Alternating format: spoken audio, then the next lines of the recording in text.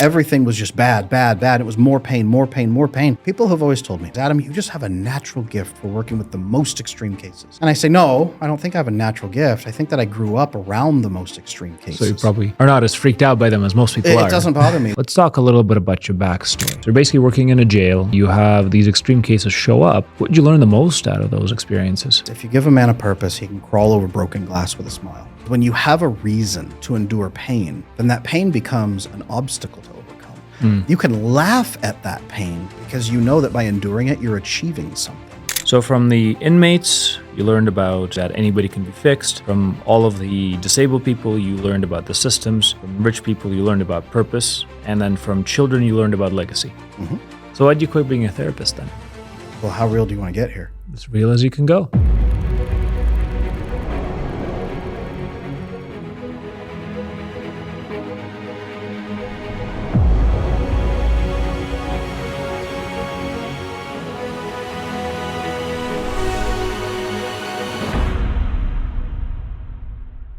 So Adam, let's talk about you. Everybody knows who you are, but at the same time, nobody really knows how you came to be the attachment specialist. Nobody really knows how you work. Not a lot of people know much about your family and how that works, especially now that you're online and doing all of this. Let's talk a little bit about you. Let's talk a little bit about your backstory. Maybe what's some of the most craziest experiences you've had as the attachment specialist? Where do you want to start? No, I'm definitely open to this. I'm transparent. Anybody who's ever worked with me knows in coaching that I'm completely transparent about who I am. People can't trust you unless they kind of know you. Avoidant people, maybe you remember what avoidant people are like, Andrey. But they circle for 6 months to a year to see if you're a fraud, to see if you're a liar, to see if you're just in this game to rip money out of people's hands. So yeah, the only thing I can do is why are you in this game? What is it as an attachment specialist? What is it you're trying to do here? Well, let's define this game. Which game are we in? Which game do you think I'm in? Well, that's actually a great question. So most people, when they work online or see somebody working online, they assume they're in the game of making money or being famous. Like money and fame is the game that most people play. Is that the game you're playing? No, those are consequential things that are helpful tools. People knowing you, what we call fame, that's helpful to be able to help more people. Money has never been the thing that drew me. I had to learn to view money as a very helpful metric and as a tool to growing a business and expanding. But all I've ever wanted to do was just help people. It makes me happy to help people. It makes me happy to feed people. It makes me happy to take care of people. It always has. And this is just one more way for me to really do that more. What do you think is going to help people the most from the work you do? Well, I can tell you what I hope it will be, and then I can tell you what I actually think it might be, because those are two different things. Engineering outcomes just doesn't work, but I hate how everybody is so completely alone and they don't know that there are ways to get better. There's ways to build a life that's fulfilling, that there is so much hope like right beyond their fingertips. It's just an inch away if they just stretch out their arm, and they're so afraid because they don't see it. And I hate watching 7 billion people on the planet sit there an inch away from hope, not believing that reaching out will be worth it. I hate that. So what I hope when anybody hears me on a podcast or they listen to me on YouTube or Instagram reel or a tweet or whatever is it gives them just a flash of light for a moment so that when they stretch out their hand and have a conversation, talk to somebody, ask somebody out, say something they otherwise wouldn't say. They really dig into a conversation and ask their buddy, no, how are you really doing? When they lean into their relationships, that suddenly there's a moment where they find hope. That's what I hope people will pull from this. What I think people will actually pull from it, well, it's for most people, it's what does that mean to me right now? What does it mean to me in the next 5 minutes? What does that mean to me today? Am I going to get a girlfriend? Do I have to divorce my husband? How do I get my kid to stop screaming at 9 o'clock at night when it's supposed to be bedtime? Practical stuff. That's what people want now. I want the big picture for them, but we'll get there. We'll get there with 1,000 little nows. So was there a point in your life that you didn't have hope maybe? Yeah. Oh, yeah. Yeah. Can you tell us a little bit more about that? Where did this come from? Yeah. So I grew up in a expanded family system.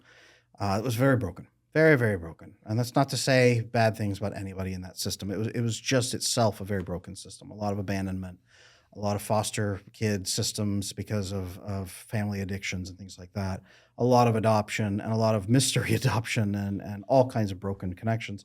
And from that, I didn't develop the necessary secure attachment I had to be happy myself, to Where be were you? safe. What were you at that point? Where was I? Yeah, were you anxious? You were avoidant? You were I was disorganized? very, very anxious, armored over with some avoidance, so more the disorganized blend, to be Ooh. honest with you. Yeah, it was hard. It What was what did hard. that feel like? Terrifying. Is that what it is? You just feel terrified all the time? It's like being in a cage and there's a second adjacent cage with a predator, like Mm. a lion that's gonna like get through the bars and eat you. And the door is always wobbling. And they keep pushing on it, and at any moment that door could give and it could just eat you. Mm. That's what it felt like in every relationship when I was young. I was probably 10, 12 years old at the time. So was the line like your friends or like what? Who was the I didn't line? even know. Just constant fear of existential dread in every relationship that this was going to be the day that it pops open. Everybody sees who you are. I was 10. Like I didn't have any dark secrets. Everyone's going to see it, and you're going to get just destroyed right here on this day. Cascade effect. Hmm. And how did that manifest in a 10-year-old? As a 10-year-old, perfectionism, fear of beginning projects, so that I was afraid that I wouldn't finish it, so it was easier not to start it. It was not having conversations. I was almost nonverbal for many, many years. I was known as the kid who wouldn't speak. Huh. In Well, schools, I'm glad the that's teachers, changed. yeah, in schools, the teachers said this kid never he puts the minimum effort, bare minimum, and yes, he gets good grades, but he does the absolute bare minimum to cover anything. It was because I didn't want to do more. There was no point.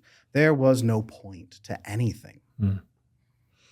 And when did that start changing? Around 13, 14, a lot of the other kids started coming to me with overwhelming depression, overwhelming fear, overwhelming terror, the other kids that were around me. And Why did they come to the quiet kid then? it was so weird. It was because people would start talking to me because I would just listen. And as I would listen, sometimes I'd give a little bit of a statement and it would change something for them. It would shift something. So I developed this weird reputation among all the local kids. It was like, hey, this is the guy you can talk to. This is the guy that will give you a little bit. So I started pulling in all these other, 13, 14-year-old kids and trying to help them through the challenges they were going through. And through that, it started kind of an awareness in me that other people felt the way I felt. So maybe it wasn't just me. Maybe there was more here. Maybe there was something different. I had no idea at the time what that was, but something else was here. Okay. Were you, what kind of was your living condition at the time? Were you like in a well-off area, in like a well-off neighborhood? No. Was this like run down? No, so we lived in a little tiny old neighborhood, but everything around us, it actually has one of the highest points of how shall we say, for the sensors, right? Predators, documented predators. They were all around us everywhere through the city. When Mm. I'd walk home from school, there'd be blood on the sidewalks, broken glass, syringes, people It's chasing a lot of you. crime. That was massively, it's one of the most crime-ridden cities in America. It's the carjacking capital of the US. Oh, nice. It's one of the methamphetamine capitals of the US. It's actually been routinely voted the most miserable city in the United States. Amazing. So that was where I grew up. was So when watching kids that. came to you, like it wasn't small stuff. It was some No. serious stuff, I guess. No, it was the most brutal things you could possibly Wow. imagine. And the stuff you started telling them actually worked. Like what type of relief did you give them? Hey, you know what? This isn't your fault. Here's what it looks like might be happening. I don't know. I'm just a kid, but I mean, this looks like this is what's happening. What would you do in this? If you're going to be miserable no matter what, then what can you do that's going to be something you're proud of? Hmm. If no matter what, you will be miserable. What would you like to do with that? You're free. You're free at that point. I was trying to encourage freedom for them at that point, freedom from their mental cage. Oof. Well, that's an interesting thing about your specific work is that it's quite different from traditional therapy, but a lot of therapists, they have come into that space from the academic background. They grew up in a family, they went to college, they wanted to be psychologists, but you started way earlier than that, and this stuff, like, it has to work because the cases are extreme. Yeah, the ivory tower stuff has never worked for me. I had Really? choices of where to go to college, where to get my master's degree, where to get my, all my education, and I could not fit in at the ivory tower places. Like they were not interesting for me. The theories, I learned them, but it was miserable. I didn't want to be around a bunch of people that learned from textbooks. Mm. I wanted to be taught blood and guts in the trenches now. What is happening immediately? Tell me how to fix it. Like I wanted to learn surgery in the ER room. I didn't want to learn it in an ivory tower. So I selected a university that was taught exclusively by people who were in the field for decades. They did not have professor backgrounds. They had honest experience backgrounds. Then they were given teaching abilities, and then they were trained to teach us. That's where I went because I needed the practicals. I was not interested in just. So what point did you actually decide to go into psychology then? I was about 22. I remember I'd been with my wife and I had just got married. How did you guys meet? We're friends of friends. Nice. So her best friend was dating my best friend for a long time. And then they connected the two of us and said, you guys have the same values, the same goals. It just clicked. So we met and we were just, both of us were a little bit jaded by life. So we were just absolutely brutally honest on the first couple of dates. What did that look like? Hey, you know what? Other people are doing this. Here's what I'm doing with my life. Here's what I want to do with my life. Here's how I live. Here's my faith. Here's my values. Here's this. If you don't like it, get out. And both of us were doing the same thing. And it was like, wait, like we just said the same thing. And so it clicked and it was just the most authentic, genuine experience we'd ever had. And so it thumped. It was that scary for you to say? Like to come out like that with that level of, I know, direct communication? Yeah. So by then I had healed a lot of my attachment challenges that I'd had. I was 22. So it was years past. Fortunately, I was good enough at that point to be able to speak the truth so I could find her and really connect with her.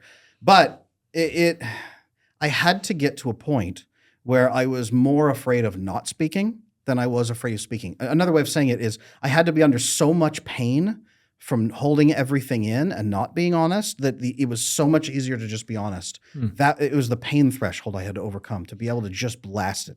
And that's what most people need. So how do you go from like 14, living in this crime-ridden city to all of a sudden being able to 22 to express yourself to the stage where somebody decided to marry you? Like, what was that gap? It was hard.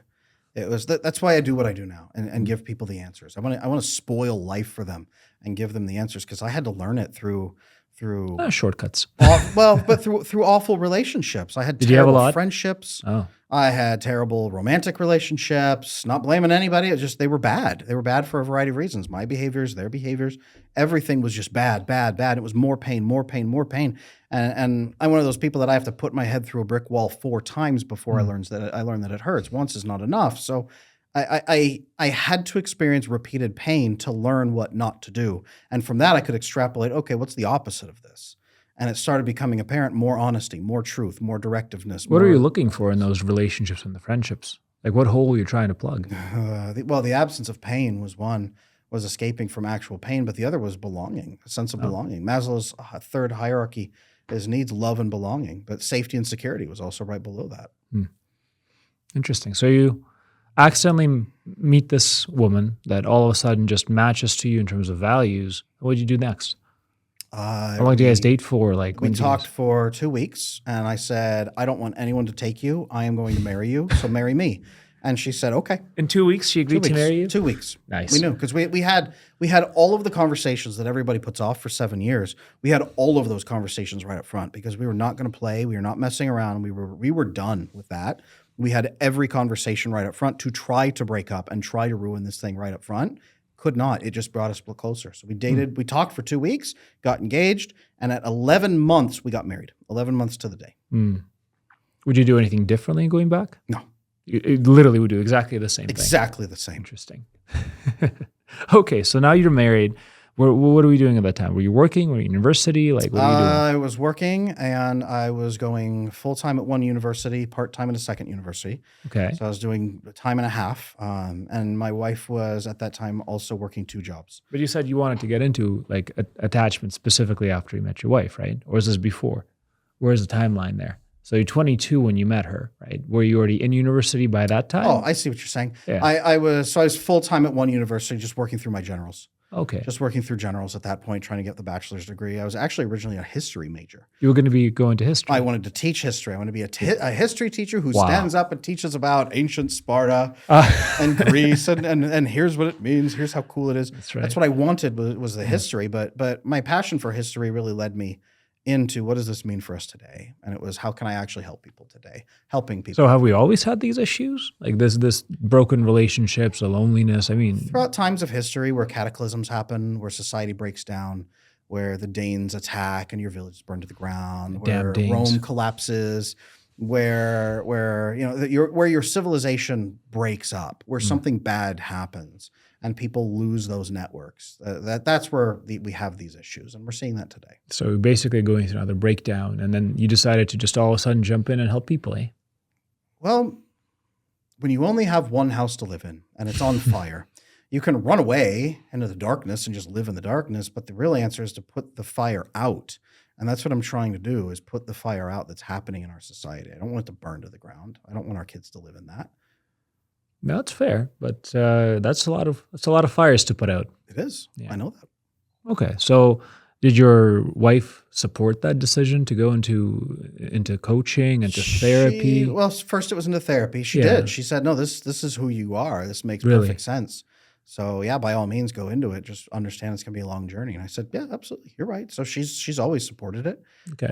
I had there's times where she's worked and has supported us. There's times where I've worked and supported us. We've had to go back and forth to take care of each other. But it's been a journey. I can imagine. What were the hardest parts of that journey? Oh man, well, how real do you want to get here? As real as you can go. Yeah. So in the earliest years, she and I were so poor and abandoned by our family systems at the time that Like, you mean like financially poor? or financially, like- we were oh, living in subsidized housing at one point. Food stamps, it was like run out kind of thing, and we had to eat like food that we found like from the gas station kind of stuff. Like, hey guys, this is out of date. Okay, we'll take this box of like out of date bagels to eat on, and it's the only food we have. It was absolutely terrible. I remember we got through some years where I look back wondering how we got through. We had like nacho chips every night for dinner for like 3 months.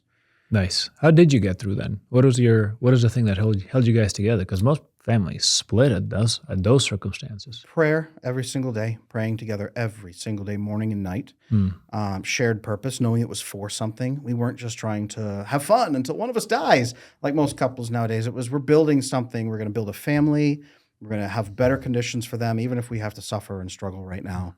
And we're going to do something better in this world and make something. It was that united purpose. And then it was honestly being able to talk to each other and say, look, I'm miserable. We're both miserable. This is terrible. What can we do to be less miserable together? Instead of pretending everything was fine or blaming each other for not having enough joy in our life, it was taking care of each other and being very honest. Was there turmoil at any point in the relationship? Turmoil in the relationship. Everybody, has turmoil as these progress. But when we were young, we used to fight. yeah. We didn't really know, because we didn't come from family systems that taught you how to negotiate, how to talk. So early on, it was, being super nice to each other, not saying anything until it blows up into a fight. There was, trying to get to a point where we could convince the other person to do what we thought was right instead of just having a conversation about negotiating openly together. All the stupid stuff that young couples do. And we fortunately grew out of it through all the skills that we learned. But yeah, we were a pretty typical couple early on, fighting and squawking at each other. Nice. What was your wife's attachment like? Yeah. Well, she likes to be very private about herself, and she doesn't want most people to talk about. She doesn't want me to talk about her too much, which I try to honor that and respect that. The number 2 search, if you look Adam Lane Smith on Google, the number 2 search result that comes up is Adam Lane Smith wife. So everyone wants to know about her, and I want to protect that and really nurture that. But no, she let's just say she was. She didn't know how to share her needs openly with other people because she didn't believe anybody was going to care. And it took a long time for me to convince her I actually cared. What helped the most? Showing up consistently, calmly, not saying, come on, I want to know, please, come on. And then begging, whining, nothing like that. It was showing up saying, I would love to do this. If this is what if you want to do this, here's what I'd like to do. Let me know when you're ready. Consistent showing up over and over and over, but with calm discipline, not from a begging kind of standpoint, but an offering, inviting kind of standpoint. That was not something she'd really experienced before. Okay. So she helps you get through school and then basically had to get your So she ran her bachelor's own and business master's. extensively. Okay. She ran her own business. Now she's a stay-at-home mom with our kids, but she ran her own business for a long time and really supported us as I went through my schooling. And I had a full-time job, full-time at school, part-time job. She ran this big, giant business. So yeah, it was a lot.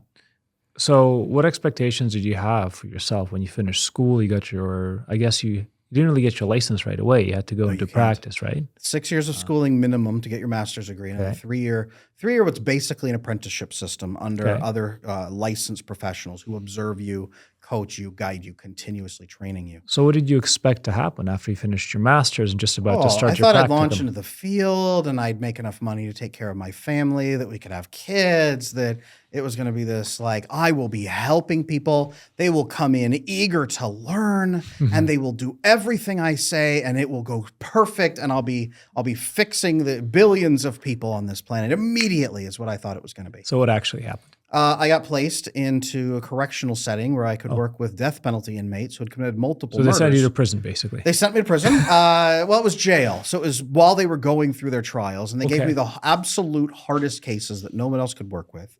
Attempted murders of spouses, and I would go in and do couples therapy or go in and work with them.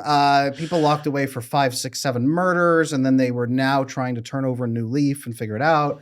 People who had committed assassination attempts on some political people locally. Oh. There was a lot of cool stuff like that. So when you say you were giving them therapy, what did that look like? Did you guys just like sit together in front of each other in like a room? Or I'll never forget. Like? So before I could even get the job, they said, you have to read this. And it was called The Anatomy of a Setup. And they said, most of your clients will be trying to ruin your life and get you put in prison with them by having you make exceptions and smuggle things in for them or commit fraud or commit felonies. So if you don't read this book and follow it, you will probably go to prison. Nice. So I had to memorize this guidebook about how not to go to prison while working at the jail.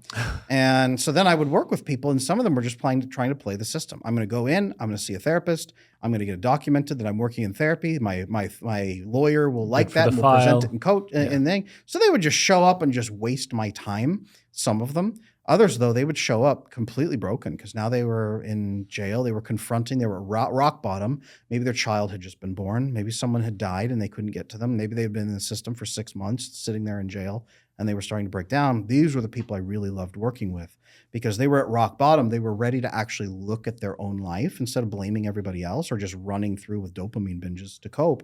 They were ready to look at things and say, this is not working. I'm in so much pain. What is the answer to fix this? And then we could do the work. Okay. Do you feel like the experience you had growing up allowed you to kind of help them better, like understand them? People have always told me, everywhere I've gone to work in extreme settings, Adam, you just have a natural gift for working with the most extreme cases. And I say, no, I don't think I have a natural gift. I think that I grew up around the most extreme cases. So you probably are not as freaked out by them as most people are. It doesn't bother me. Nice. So at my last job as a therapist, I was literally at the end of the hallway, and there was a whole team built working with the most extreme personality disorders. And when people would wash out from that for biting one of the other people in the group, sleeping with multiple people in the group, trying to sleep with the therapist, when the therapist there would burn out, they would say, you have one last chance or you have to get banned from our clinic. Adam is the only person that can manage you. Go work with him if he's willing to. And I would take those cases on and happily take them on and work with them because I was so used to that sort of a system. Let's come back to this prison conversation. So you're basically working in a jail. You have these extreme cases show up. What did you learn the most out of those experiences? Everyone is the hero in their own story. Really? Yeah. No. So even if somebody's like killed a bunch of people, they're still the hero in their own story. If you don't believe anybody on the planet will ever have even the smallest amount of sympathy or empathy for you, then the only defense you have is to armor up and say, I'm at least better than other people because I have trace amounts of empathy and I'm capable of it. So I'm better than all of you. So if you did anything, if you got a chance, you would do so much worse to me that I wouldn't do. So if me doing this is the bare minimum, I'm still better than everybody else and I can justify it and I can get away with it. This is where personality disorders really begin to form of I am still the better person because of this. Therefore, all of you owe me this. Therefore, I will take what I need to survive. And that's where antisocial personality disorder or sociopathy becomes really a problem. So what'd you do with that guy, the story you just told? Oh, I worked extensively until we got to a place where he actually made a full confession, took ownership of what it was, sobbed his eyes out, got up and walked out and would never look at me or speak to me ever again. That was my role in his life, was actually to sit with him for months of him blaming other people and just ask questions and listen and thought and poke a little bit till we got to a place where he could fully accept it was his own fault. And then he withdrew. He completely collapsed into himself and would not engage with me ever again. So that was my role in his life. My role wasn't to fix him on that spot. It was to get him to that place. I hope, I have never heard from him since, But I hope that somebody else stepped in at that point, or he was able to open up and connect to somebody else. That's what we call an ego collapse. And that's the only way someone with a full personality disorder is really able to change, is they have to have an absolute total collapse of ego, which destroys them as a person. That person is dead. They are dead.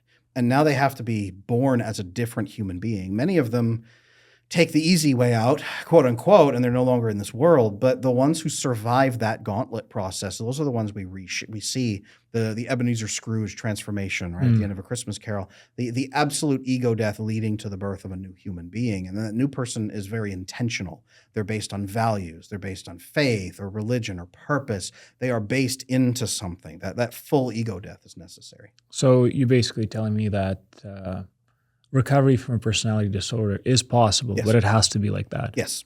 So where does it even come from? Is it genetic? Is it biology? No, I don't believe that. There may be predispositions for how we can change and what we might do. Personality is partly fixed at birth to some extent, but it's all down to how does your environment treat you? How does it prime you? How does it begin working upon you? Do you connect to other people? Can you get your needs met? Do you have to fight for survival? Do you have to fight for resources? Do you have to fight your siblings? Do your parents listen to you? Do they hurt you? Do they abandon you? Do they let other people hurt you? Do they sell you for money? In some countries, that really happens. It happens even here in the US. So what happens to you? What does your world look like? You start reacting to that. So when I talk about attachment theory, people are like, oh, it's a nice, fun theory. Well, yeah, okay. If you can work with other human beings and they'll work with you, that's secure attachment. If you can't, you are in a whole other realm of survival. And survival takes on many different aspects and many different severities based on what's needed to stay alive.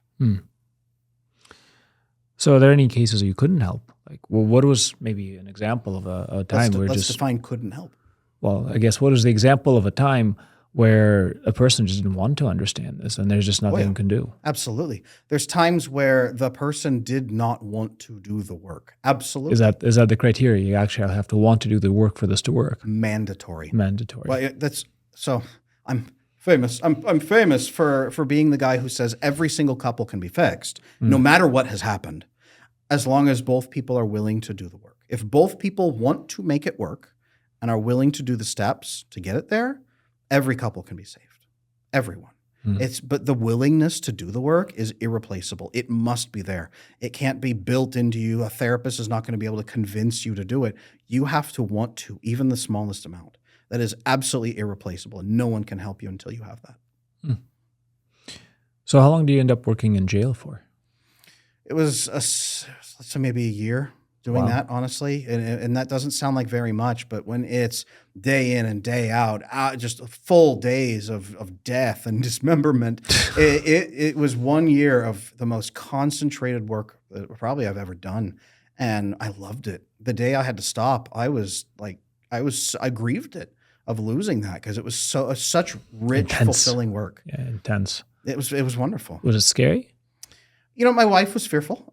She said, these are people that have access to gang members on the outside who can hunt you down. And some of the people did. They'd send death threats to the people that worked at the jail and things like that. So there's a real possibility that if it went badly, my family could be targeted or killed. There was that, but it's a little stressful. For me, no. I would walk into a room and sometimes a person would be shackled to the floor, their hands shackled to the floor so they couldn't come across the table at me. But there were other times where I'd walk into a room and do skill training for groups of 16 inmates. And they would just walk in, they'd have their chairs, they'd plop them down. I'd be at the far end, them between me and the door, which is a no-no, but it was all we could do to build that. And the guards would lock us in and walk away for an hour. And we'd be unsupervised and unwatched for 1 hour. And I would just teach them about life, about relationships, about, why monogamy is probably better for them than having 17 women who hate them and want to stab them to death. Hey, why don't you build this system? If you have kids, here's going to be better for you. What do you think about this? Teaching them these skills. I'd just be in a room with 16 people who had prior murder convictions, but it's not like they weren't there to murder me. They were actually there to learn. That's what people get wrong about murderers. They're like, well, they're just going to murder you. No, they have to have a reason. Other than that, many of them are just human beings who don't even have personality disorders. It's a bad decision. So I guess you were interesting enough that they didn't want to murder you at the end of those classes. Maybe that was my beginning of being a content creator, was be interesting enough for an hour. Entertaining. Where they wouldn't hurt each other. Because if I wasn't interesting enough in those settings, they would start fighting amongst themselves. Right. And they'd start jockeying for position. Like the gangs, multiple gangs would be in there. Oh, nice. So I'd you have to keep mediate between them all. I'd have to mediate between them and say, hey, guys, please don't kill each other in this room while we're talking about monogamy. Please don't murder each other in this room. Okay, you both just found out you've been sleeping with the same girl outside of prison. Please stop the fist fight that's happening right now. Let's come back to this and talk about how we're going to actually fix these relationships. So it was stopping them from killing each other that was really the test in that. Those transferable skills to your many children Oh, well, to kids, well, a little bit. I was thinking like my coaching group right now, like none of them try to murder each other, which is nice. So I've always loved working with groups. It's just like, I get to help more people at once instead of just one person at a time. I get to help a whole group full of people. That is what we're moving towards now. Oh yeah, I can't wait for that. I've been waiting for that. That's what I love about my live stream. As you know, when I live stream on YouTube, it's like hundreds or thousands of people, and I get so pumped to do that. And I used to have a terrible, paralyzing fear of public speaking. Oh, I couldn't speak at all. Like my voice would close up, and I'd be like shaking really bad. And now I can speak in front of knowingly on a podcast of 1 million people plus. Was speaking in front of 16 murderers what cured it? Maybe so. Maybe so. Because in most speaking settings now, the audience isn't going to murder each other in their seats, so I don't have to be worried about that, which is convenient. But it's not worried about speaking. Should be worried about not speaking. What really changed it for me was knowing that when I get up and talk to people now, I used to think it was a presentation. I used to think that I had to do things a certain way, speak a certain way, move a certain way. It was like a game I was playing, and I had to entertain them. Like a dating game. We're supposed to hit the right notes, right? It was like pass, fail. And what I learned was it's a conversation. It's a conversation. It just happens to be instead of me and you, it's me and 1 million people. It's me and the people sitting at home. Hi, people. It's everybody sitting at home. They're right there at the table with us. It's just talking. And so I can have a conversation with them. And my favorite one is when they can talk back. When I'm doing a live stream and the chat's going crazy and I get to pick out like questions and talk to people. When I'm doing my groups and we've got dozens of people in the group setting and they're asking me questions, they pop in, hey, wait a minute. Yeah. And I pull them in. Some of my favorite times is live streams when I pull on somebody who's willing to talk about their problems. I'd love to do it here on this podcast someday, but pull on someone who wants to talk about their relationships and then I get to coach them like right there. I love that. If we could turn this into like a coaching thing someday, that would be great. But I get my charge there from helping people. When I'm helping somebody, everything changes. Nice. So let's do a little recap. So you help all these kids in your neighborhood. Then you end up in therapy as a therapist.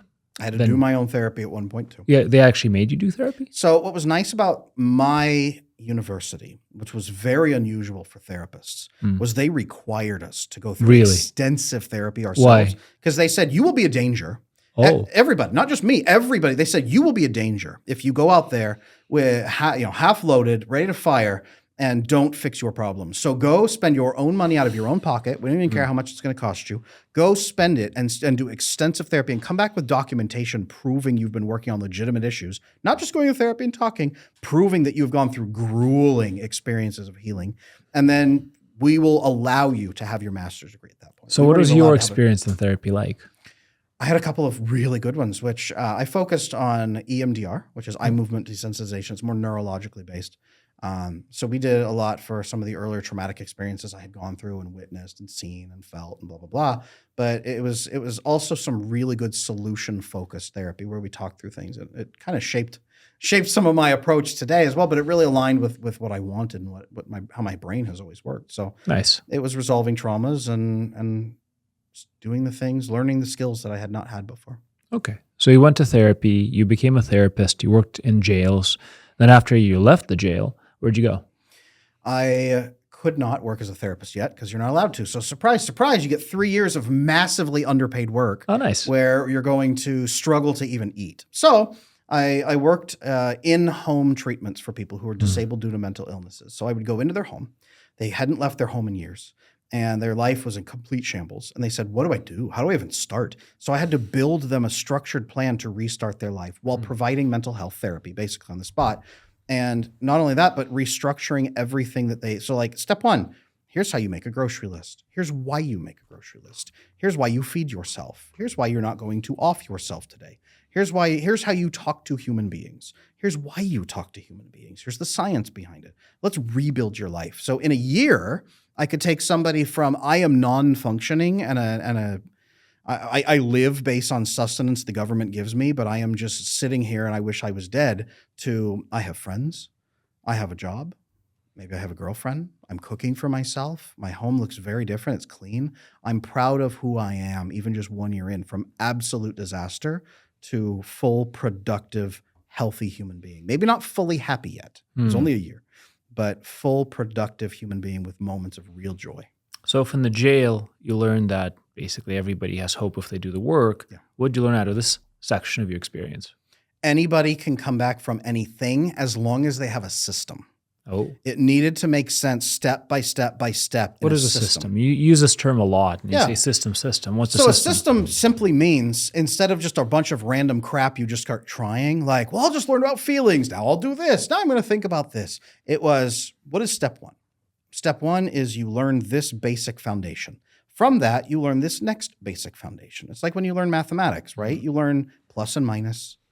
You learn multiplication, division. You learn fractions and decimals. Then you kind of learn how those all fit together in maybe more long, complex equations. Then you can start into maybe algebra, pre-algebra, and okay, X, how do I figure out what numbers are supposed to be there? And it builds upon itself. You have to have a system for learning mathematics. You don't teach kindergartners pre-calculus and say this will go perfectly. They have to learn what numbers even are. So it's the same thing in your life. You cannot build love and belonging. Abraham Maslow's hierarchy of needs. You can't have love and belonging if you don't have safety and security below that. And you can't have safety and security if you are focused on daily survival. So daily survival has to come in. Am I covered daily survival-wise? Am I homeless? Am I on the edge of losing my home? Am I on the edge of dying? Up to, do I feel safe in my home? Do I feel safe in my life? Do I feel safe in my relationships? And what does that mean? What does real safety look like? Well, it means usually for most people that come in, especially now, can I have conversations without them detonating and ruining everything I've built and everyone that I am and the person I am? And then up from there, can I actually be loved for who I am? Now that it's okay for me to be who I am, can I actually be valued for who I am at level 3, right? And then level 4, real self-esteem. It's building a system. Humans have a system. We work like a car. You don't build the engine and drop it in before you've built the body of the car. You build the body of the car, you put the engine in, you build the components and assemble them in a certain way so they all fit together. Then the car runs. Humans are the same way. And how did you figure that out?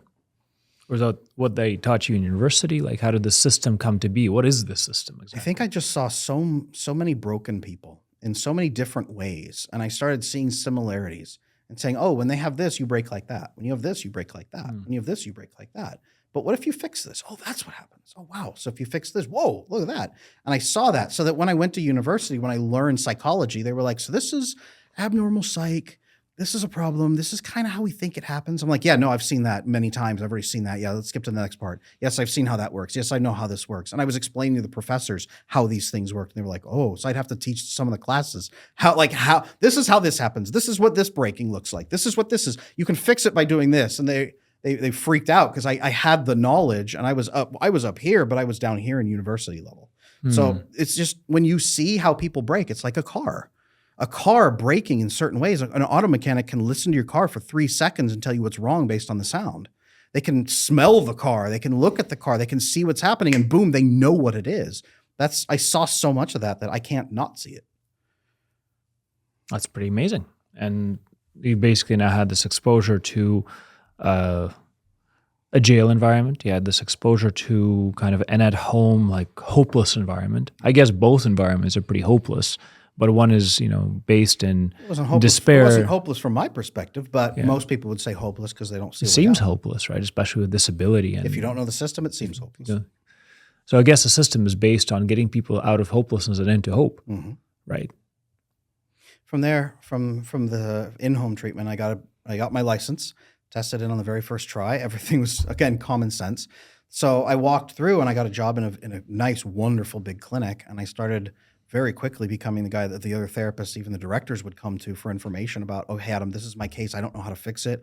I don't know what's wrong. What caused this? And I'd say, oh, this, and this. And they'd say, oh, thanks. And they'd run back and apply it. So I became that guy that everyone in the clinic was all coming to. So I had to write books. I wrote Slaying Your Fear. Is that when you wrote it? That's when I wrote it. It was actually I just wrote it as a primer for people who were mostly illiterate.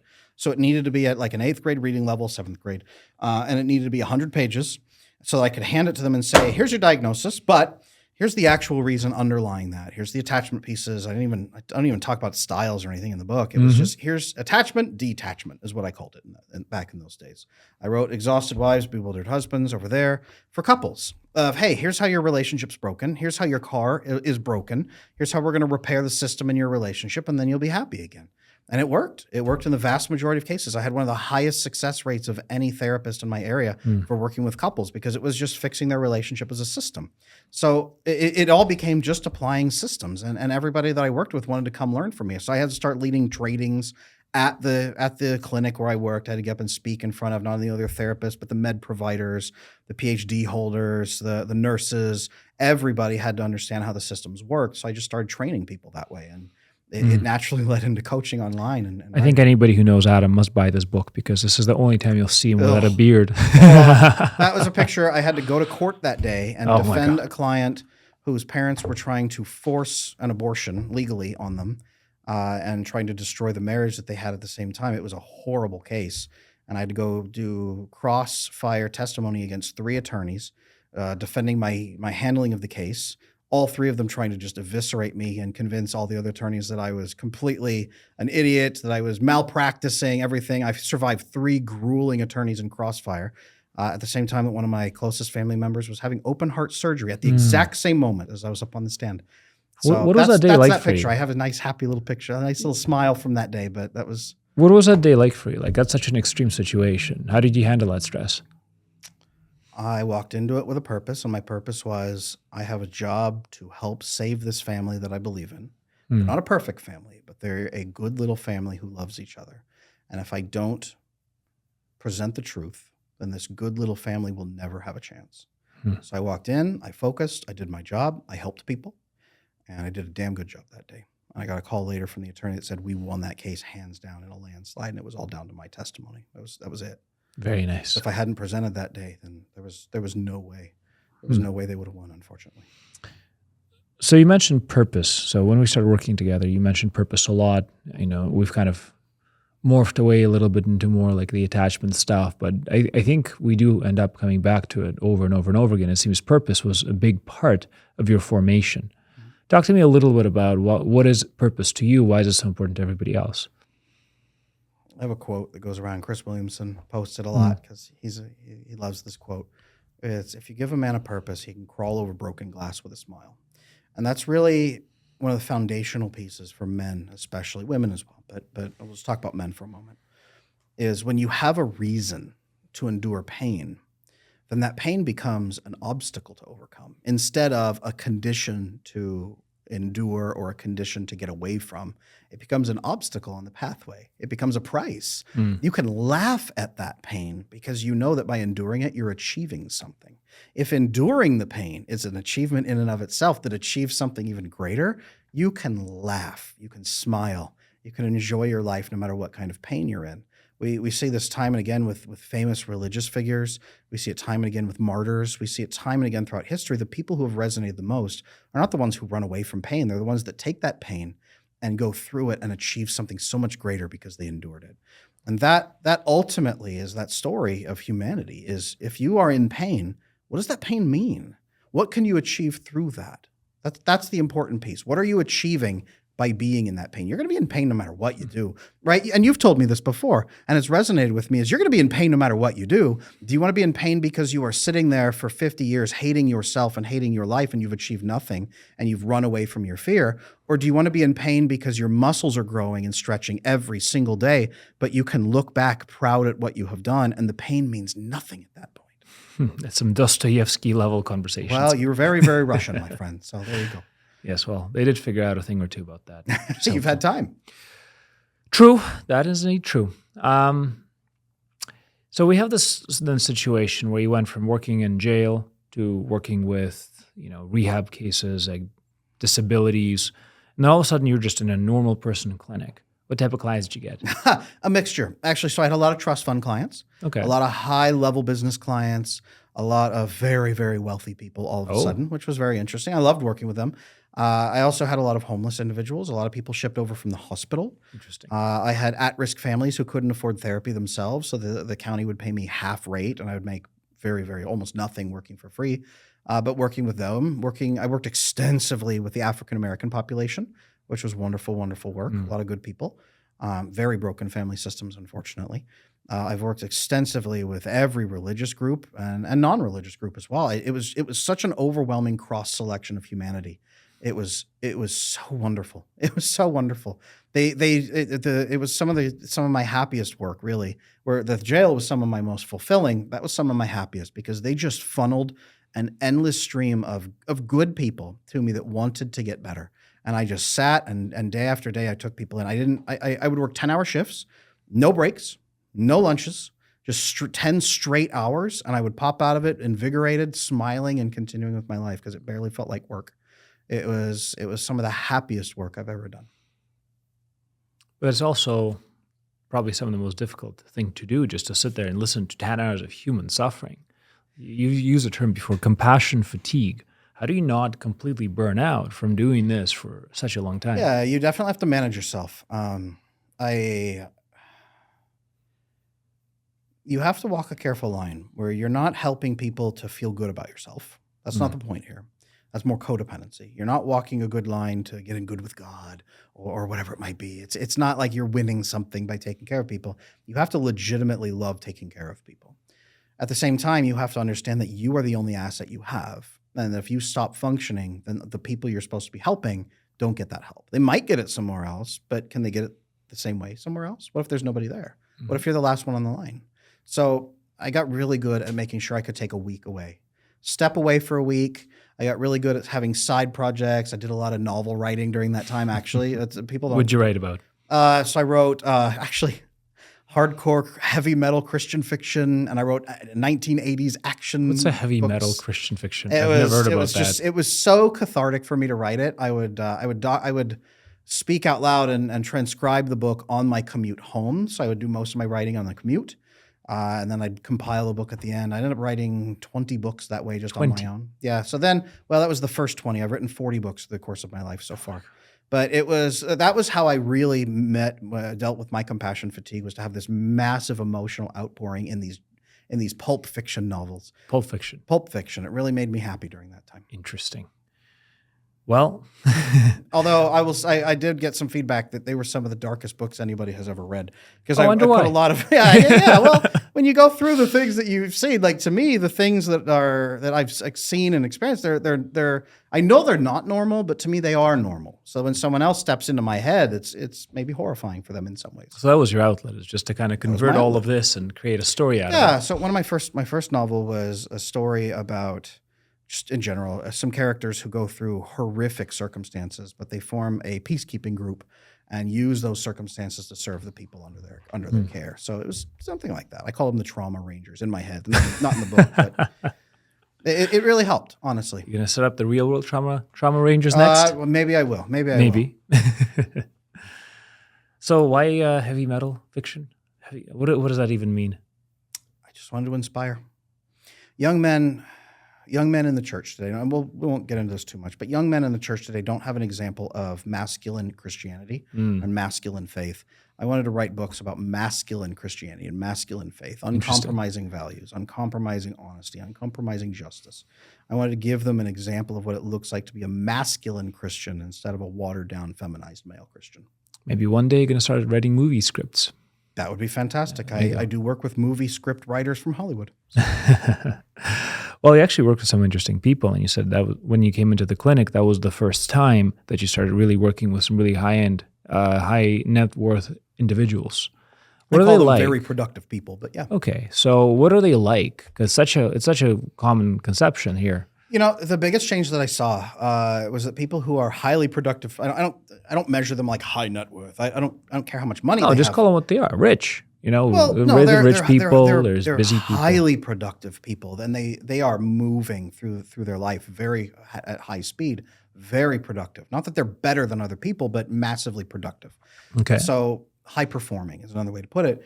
They wanted answers, and they wanted them quickly, and they wanted to know how to apply them. they'd pay me for a whole hour and they'd only be there for half an hour because they were so busy. But they Nice. got what they wanted. And then they were the ones most likely to come back and have done the work and be ready for the next step, or even have guessed the second step. Now we're on the third step on the second session. And it was so, I loved working with at-risk families, people who had no money, people who were fundamentally, other people had given up on them. I loved that work.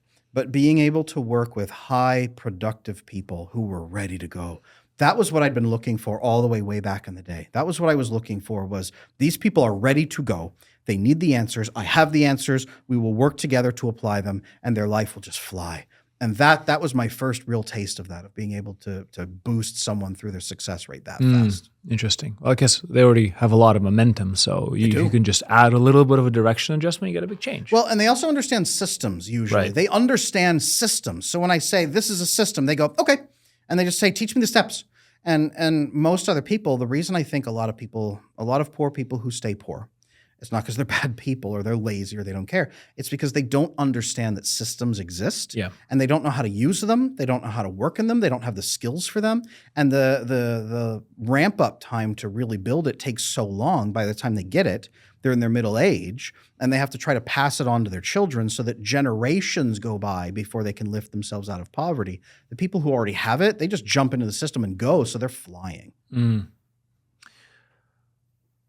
What about this idea that money can really impact relationships? So, a lot of these people were rich, they're wealthy, they have high net worth, whatever you want to call them. So does money make attachment and relationships better or worse, by your conclusion? So it doesn't actually make it better or worse, but what it does is create options. Okay. And sometimes too many options is awful. Because if you are very, very poor and very miserable, you have to, in many cases, stay together, which means you have to find some answers to try to fix some things. Not that everybody does, but you can't just walk away. You have to fix things. You have to confront things. You have to. And if you don't, you die, which is unfortunately what a lot of people do, which is terrible. But that is the gauntlet there. So when you have a lot more money, you just run away. You just get a divorce, whatever. I'll go start over. You just get a mistress or 5. You just leave your husband and say, who cares? You just leave your husband, hire a nanny, ignore the kids, go find 3 boyfriends. You have so many options. And the options without discipline and without purpose and guidance and structure, without that, you just die. You go nuts and you destroy yourself. And I've seen that. Many people come to me in the aftermath of having destroyed themselves and saying, what do I do now? Now we have to piece you back together in a way that makes sense and doesn't do those same things ever again. Those options you have, you don't actually have those options. Ignore them, cut them out, forget them forever because those aren't options. These are your options now. So we have to narrow their options again artificially, whereas money has opened it up with too many. It's hard to keep people together when they have enough money to split apart. Well, what does keep people together then? Purpose. So I guess the idea is giving them purpose. And first thing, when couples come into me, I say, what the hell is the purpose of your marriage? Why are you even together? And they say, well, because we like each other. Yeah, but who cares? you could like someone tomorrow. You could pay someone money and pretend this to is like a side of Adam I haven't seen. No, you could. Like, who cares? Like I'm deeply in love with my wife, but who cares? Okay, what's the purpose of your marriage? To raise healthy children, and grandchildren and great-grandchildren. To serve God, and to help improve the world. Those are the 3 purposes of my marriage. And she is fully in line with that. We talk about them all the time. We track them. And that is why we stay together. We love each other, but the reason we stay together, the reason we solve problems, the reason that if we ever have a disagreement, not fights anymore, thank God, but if we have a disagreement, we come back and say, how do we serve these 3 purposes? What's going to be best for this? That makes sense. And we know that will be fulfilling to both of us. We don't have to be slaves to it. We're enhanced by it. We're enriched by it when we live within that purpose. That's what couples need to do, because otherwise it's just feelings. What's going to make me feel better? Porn. Nice. Well, yeah, that's a very common solution nowadays. Unfortunately. So let's recap then. So from the jails, you learned specifically about that anybody can be fixed. From all the disability work, you basically have figured out that purpose is what makes people live. Purpose and systems. And from the work with, these huge range of people in the clinics, and specifically with wealthy individuals and very successful individuals, it is that purpose is a foundation of good relationships, right? And Yes. specifically good marriages. Yes. Purpose means everything. You can't use money to buy purpose. You have to build purpose. Interesting. Okay. And then what happened after you were done working with the clinic? What made you leave the clinic? This was years back, but it got to a place where I wanted so much more. I wanted to be able to help more people than one at a time. That got to a place where I wasn't doing groups anymore. I was training other therapists, but I wasn't doing as much group work. Did you ever work with children? No, my rule was 12 and up. 12. Now, well, I've still had children. kids come in at times, but Yeah. no, 12 and up, because they have to be cognitively ready to have those conversations Sure. with me. I wasn't a child specialist in that way. Okay. But like still 12 was still a kid. What type of work did you do with children? Interestingly, very, very, very, very depressed kids who were 12 years old, who were on the edge of offing self. And they would come in with no purpose, no meaning, no joy, nothing in their life, and they wanted it to end. And they would come in, and I had to, in 1 hour, our first hour, convince them that Why life 1 was hour? worth living. Because most of the time they would say, I'm only here because my parents are making me, and I will not be coming back. Oh. So I had 1 hour. Same thing when the hospital would ship someone over from a 72-hour self-harm hold. I got 1 hour. Adam, I'm going to go home, and I'm probably going to do it again, so I'm just telling you not to waste your time. 1 hour. I had 1 hour to create purpose in this. Tell me more about this. So basically get somebody from a hospital. And these were kids or not kids? Like Anywhere. anyone. 12 and up.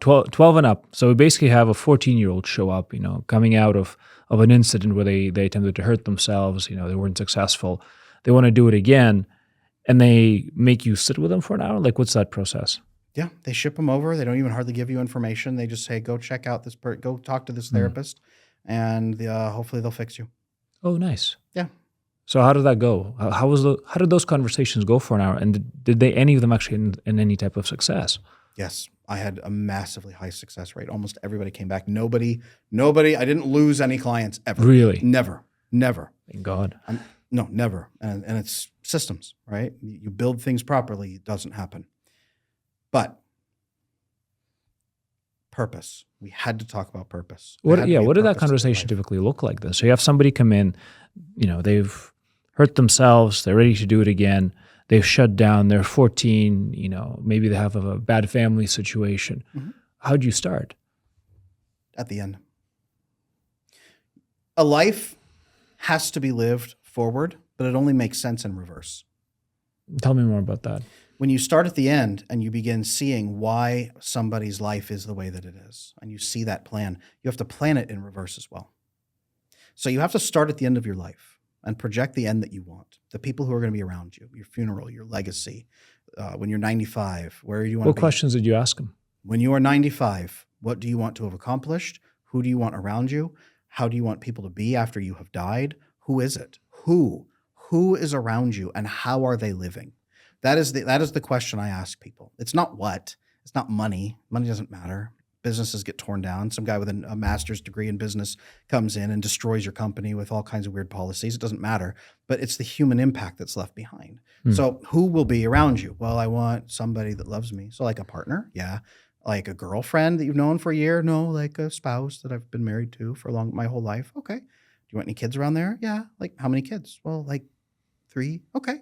Do you want them to not have kids, or do they want them to have kids? I want them to have kids. Okay. Grandkids, great grandkids, blah, blah, blah, blah, blah. We start building it. Friends, people I've changed their lives. What do you want them to be saying about you? What do you want them to do? The day after your funeral, what do you want them to do? Sob uncontrollably, start using drugs? No. Okay, well, what do you want them to do? We start building their human impact. This is easier the more skills an adult has, because we can start shaping what that impact could be. But even at 12 years old, I would map out for them, okay, if you get married, you have 3 kids, they have 3 kids, they have 3 kids, they have 3 kids.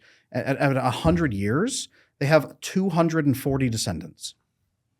And that was eye-opening for like my 12-year-old boys that would come in. Look, if you have 3 kids and they all have that, 240 people in the next 100 years. So how do you want them to be living? Suddenly these 12-year-old boys are like, 240 people? This is awesome. I have a chance to build this. And they'd start really looking at it. Then they'd say, well, I don't like how my family's doing this. That won't work for my family. When I build my family someday, when this is doing this, this won't work. And they'd start looking at it that way as a system. And suddenly they had options. What is that mechanism? What mechanism? This mechanism you described, this weird kind of outcome where you start talking about the life you want to have at 95, and all of a sudden gives you the desire to live. What exactly is that? Well, we call it self-efficacy, but it's really the ability to build. It's the ability to create something. Like It's a the ability vision? to impact your environment instead of just being impacted. It's the ability to be an active creature instead of simply being a dead lump that just lays there and takes its beating. It's going from learned An helplessness. agency, basically. Yeah, to agency, full agency. When you develop and foster that agency in a child or in an adult, my oldest client was 78 years old. She came in with a terminal illness and a year to live, and her family was broken. And she said, and she had a lifetime of abuse. And she said, am I too far gone to fix? I said, no, we have a year. Let's do this. So we built her family system, healed her relationships with her kids, with her grandkids, her great grandkids started getting better. Everyone in her system got better. So by the time she passed away, her family system was healthier, so much better. She left a good, united, loving legacy instead of a broken family system that she was just What's a legacy? broken. A legacy is the human impact that lasts beyond you. The human impact that lasts beyond you after you are gone. It's not, do they remember your name? It's, do they have skills? Can they survive? Can they adapt? Are they healthier? Not, is everything perfect? Are they better off because you were alive? What can they do because of you? 200 years from now, they probably my descendants probably won't know my name, but 200 years from now, they will have a family system in place that's not heavy with drugs, heavy with abuse, heavy with blah, blah, blah, blah, blah. It's a healthy family structure that's united to take care of them. That's what I'm trying to build. And I'm going to pass down information to get them there and hope that it works. Hopefully the New Age Vikings don't attack and burn that village to the ground. And maybe it does. But even if it does, they are stronger for it and will survive longer and better. That's the system I'm trying to build. And that's what a legacy is. Humans are better for you, better because of you. And the humans you care about, the demographic you care about is better off because you were alive. That's legacy. That's purpose. It's biologically driven. So from the inmates, you learned about basically that anybody can be fixed. From all of the disabled people, you learned about the systems. From rich people, you learned about purpose. And then from children, you learned about legacy. Mm-hmm. That's quite a long list of stuff. So, it is. I know I'm very unusual in the way that I have learned. And that's what makes me different, I guess. So why'd you quit being a therapist then? Well, two factors. I didn't believe in therapy much anymore. What do you mean? It's a subscription model system where they come in and you're told, don't talk about medications, don't talk about their other choices, keep them talking. You're not supposed to move people through as fast as I was. The clinics don't like it. It doesn't. You get into fights with clinics? Well, that's a whole legal kettle of fish I won't even get into. But it's you can't fix people that fast, or the system doesn't like it because you're not making enough money off of people. And a lot of the people coming in were there because they had no one else. And so they were paying me to be their friend. And that feels wrong. I should be fostering the relationships that they can go have forever that enrich them, not make them poorer. They shouldn't say, Adam is my best friend. They should say, Adam has taught me how to find my best friend. I have 5 best friends because Adam taught me how. And now I don't need Adam anymore. That's what I believe therapy gets wrong today, is we're on a constant, endless subscription model of I will be your friend forever. It's like a Band-Aid. I have clients come in that say my therapist ruined me financially because they never moved me on, and I didn't realize it till 10 years later, and I would have been better off without my therapist. Wow. Is that system ever going to get fixed, or like what's the alternative to therapy then? Sigmund Freud built therapy and said, I want to create an army of secular pastors, which is going to replace priests and religion and all the counseling and all the connections we're supposed to get elsewhere. Therapy now is a gigantic umbrella. Not you go in, you get a diagnosis, and you're supposed to fix that diagnosis, but now it's mentoring, friendship, family. They are everyone and everything to you, and it becomes a religion. Therapy has become a religion. So when I speak now and say we need to remove therapy back to solving core documented problems, but move people into better relationships that train them in different areas and pull away the elements of that, people, and unfortunately a lot of women especially, say, how dare you? Therapy has been wonderful for me. Well, okay, but you should have had 10 or 15 other relationships that did what therapy has done for you better. And then you would have those relationships instead of having a paid therapist that is going to retire and devastate you because you don't have these other people. Now you're wretchedly, utterly alone, and your therapist is retired. Ouch. So how long do people stay in your programs for? I I foster non-dependence because therapy fosters dependence. Okay. I encourage people not to be dependent on me. People can stay as long as they want. That's why the community for you have the group coaching. They can stay as long as they want. But I ask them why. And I push them and say, are you sure this is the right place for you? If it is, I'm not going to kick you out, but what is making this useful to you? Where could you be doing this elsewhere? I have my group coaching, right? The attachment circle. And I love it. It's the favorite part of my job, to be honest with you, because I get to watch these people grow for years. And I love it. I love it. It's I can't replace it. But I make sure the people in there are actually growing.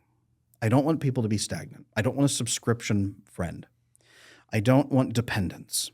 I want you to be growing outside because you're in it, okay? Do not replace outside life with a support group. Use a support group to grow your outside life, whether that's therapy or whatever other group it might be. Your life has to be improving, not you as a subscription customer. That doesn't work. That's evil. That's exploiting injured people. So how long do people usually stay working with you? Like, is it like a month? Is it 3 months? With me, Yeah. it's very quick. I have like an 8-session package for couples. We get through 8 sessions. They're good. They're Like good. good? Like Most they're couples, done, they go fixed? through 8 and they're happy. For how They're long? happy. So it takes the first maybe 4 or 5 sessions to fix the problems where they're neutral and they're like, wow, there's no more problems. We're not about to fall apart. And then they come to me on the 5th or 6th session and say, Adam, what do we talk about? And I say, why, when you get to neutral, do you think that's where you stop in a marriage? And they say, what? And they look at each other and say, I don't know. And I say, let's spend 3 sessions making you fulfilled and enriched and joyful together. Let's make it so that you never have to go to couples therapy ever again, and your life is richer because you are together. Let's build that. And they're like, what does that look like? Well, let me take you on a magical adventure. And we do that in a couple of sessions, and they are pumped. They are thrilled. Maybe I hear from some of them a year later, and they tell me they are just as happy as ever. Maybe they come back for 1 session because something weird happened in their life, and they need help navigating it. They don't know the words. But after 8 sessions, they're good. And I frankly, I don't want them to keep coming back. People get this wrong because I hear this a lot on Twitter. If you help people and you market a service, you are a grifter. You are a grifter. I want people to never come back again. And that sounds strange. I want people to never have to come back again because I want to fix everybody and send them to a better life. If I could build a system that would fix every human being in one day with their consent, I would do that. Because if everyone in the world fixes their attachment and their relationships and there's no more people to help, I will gladly go get a job paving potholes in roads because I would be happy because everyone was better. I want us to get to that day someday. Well, work hard on that. I am. I think my oldest daughter is probably going to take on this work. My son, I don't think he doesn't have the mind for the relationship components quite like I do, but I think my oldest daughter does. I think she might be the one that takes over. I don't know, son, if you're watching this and you take over from me, I have faith in you. I just don't know if you're built for that. Maybe you'll be something better. I don't know. I guess you still got some time to figure that out. We'll figure it out. Is We'll good. figure it out. He'll be something wonderful. All my kids will. I know that they will. They're all very different from each Yeah, other. absolutely. But just even in terms of like the way that the coaching model works, can I get all my 8 sessions in 1 week? Like how long? How long does it take to fix somebody? They come in. I do an assessment, and we do it a week later. The next session, I say, "Here's the plan. Here's what we're going to teach you." The next session, we roll in and we just start going fast, and we go boom, boom, boom, boom, boom. Now, there's some people that just want to learn and learn and apply. I make sure I don't let people come in and learn and do nothing. I say, you better be applying this or I won't meet with you. So they have to learn. They learn, then they have to apply. And when they come back, they have to tell me how they're applying it and what they're doing. So it's accountability, and they need that. They need that. People want that. So I work with them. I make them apply it. I tell them, they tell me how it's going. We build the next step. If they didn't, we figure out why. We fix that step instead, and they better take that step. As you know, you've worked with you're one of my longest running clients. And you and I have worked together for years, but you want to keep learning and keep applying. That's the only reason I allow you to keep coaching with me. If you want to think about that, it's just you keep applying. You keep applying. You're a wonderful person in that way. You're so growth minded. There is no limit to what you are willing to achieve and do because you keep learning and keep applying. If you were just coming to me wanting to learn, I would kick you out. I don't want dependence. That breaks my heart when someone is just paying. I don't want them You're not to a pay me. TV program, are you? No, well, I don't want to take their money at that point. It offends me to take their money at that point. So no, learn, apply. I will stay with you forever if you need me to, but you have to keep applying. I have to actually be useful to you, not taking from you. That's an interesting model. And hopefully one day you fix everybody and run out of clients and we can start talking about your pothole fixing business. I would love that. I've made little smiley faces on the pothole. That's right. That's totally fine. Properly attached pothole. Correct. Yeah. Now that'd actually be necessary in Canada. We do have a lot of potholes and they definitely don't stay closed for very long. But then this is the part that I'm still a little bit unclear about. So what have you learned about helping people through these systems that you've now deployed? And I'm glad you asked this because I have to change the way that I'm doing coaching programs. Because so far it's got back to one-on-one. People come in, just talk to me. Yeah. And I love that. But it's, I can only help so many people in a day. You're also not cheap, are you? Well, no, I'm not. And I have to guard my time that way because there's so many things I can do that if I'm working one-on-one with one person, that's 1,000 people over here that I don't get to talk to. So this one person, they pay me, then it funds my ability to go talk to that 1,000 people next. So my time is running out, and especially with 5 kids. I don't want to be that guy that raises 5 broken kids because he was on the road all the time helping people. I don't want to do that. I can't do that.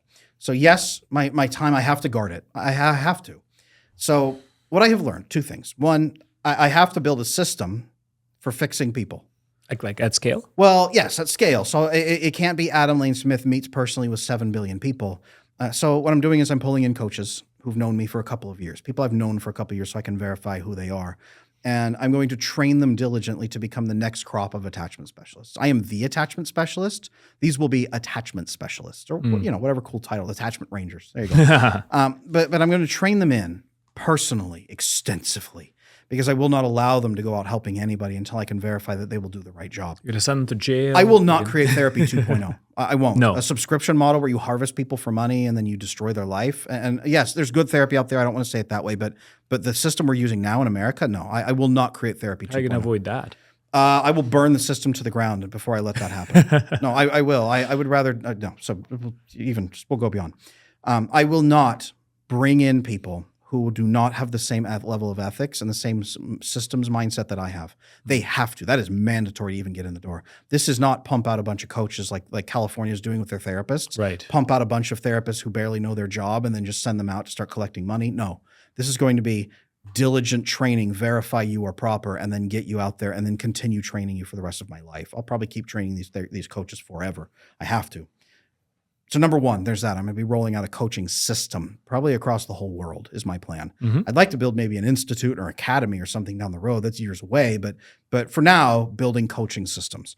Number 2, one thing I've learned is that it takes, yes, I have an 8-week program for couples. Yes, I have, 5-week program for dating. But what most people actually need is an overhaul of the system in their life. They don't need to just get better at dating. They need to live a different way that is conducive to better dating, if that makes sense. They need the skills, but they need a different life that allows them to be different, that allows them to live differently, to connect differently, to foster relationships differently. So they need, for example, I'm going to be rolling out in the next while. We'll see. I'm going to be careful about it. I'm going to roll out a 3-month program where people can come in and fix their habits, fix the things that have kept them back. Why 3 months? So 3 months is how long it really takes. It's 90 days. It's 3 months to be able to overcome broken patterns. Alcoholics Anonymous, for example, they have a 90-day or 100-day token that you get because you've beat the habits and you've built new coping systems, skills, and you've proven that it works. So at 90 days, 3 months, you've proven that you can overcome bad patterns. But you haven't really fostered better patterns overall. You foster different patterns. Now you have to test those patterns and refine them and grow them to achieve fullness. So at 3 months, we can fix your patterns and you can go to a different coach or a religious leader or whoever you want at that point to start fostering new growth. But if you want me to help you foster that new growth and help my systems, then we have a 6-month program, okay? We have a 3-month system to change your habits and behaviors. We have a 6-month system to foster the lifestyle that will carry you through the next 50 years.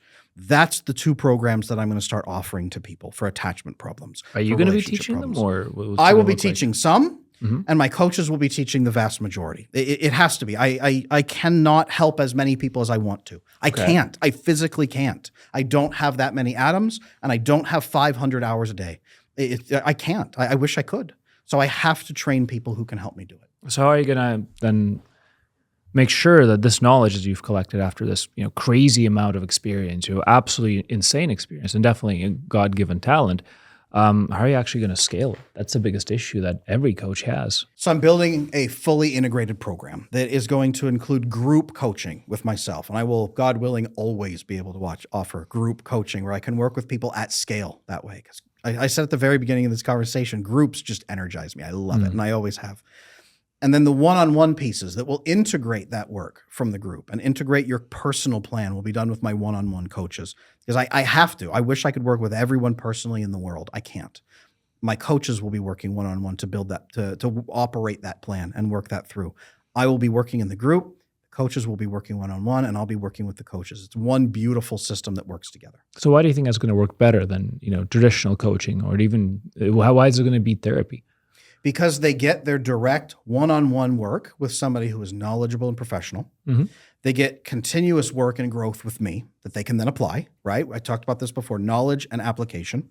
So they can continue growing as they need to and gathering new knowledge. As I build more systems, I can funnel them straight into that group, and they can be on the cutting edge of attachment theory, of relationship growth, and all of that, and then have direct one-on-one application. It's like learning in a classroom setting with a one teacher and there's 30 students, and then having a one-on-one tutor who works with you all the time to make sure you're applying that information. Imagine a school setting where there was one teacher, 30 students, 30 tutors.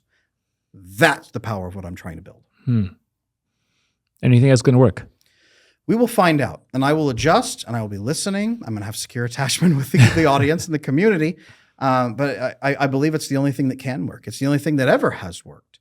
It's how you change humanity in a good way. I don't make that to sound weird and crazy. It's how you improve things for everybody. It is one person has to pass on that knowledge and vision. This time it's just my turn, and pass that on to people who can then take it and apply it directly to people. I have to. So what's your vision for this in, say, 5 years or 10 years? I would love to build an institute where people can come and gather this knowledge and learn from this and become certified attachment specialists as long as they're properly credentialed and properly trained in.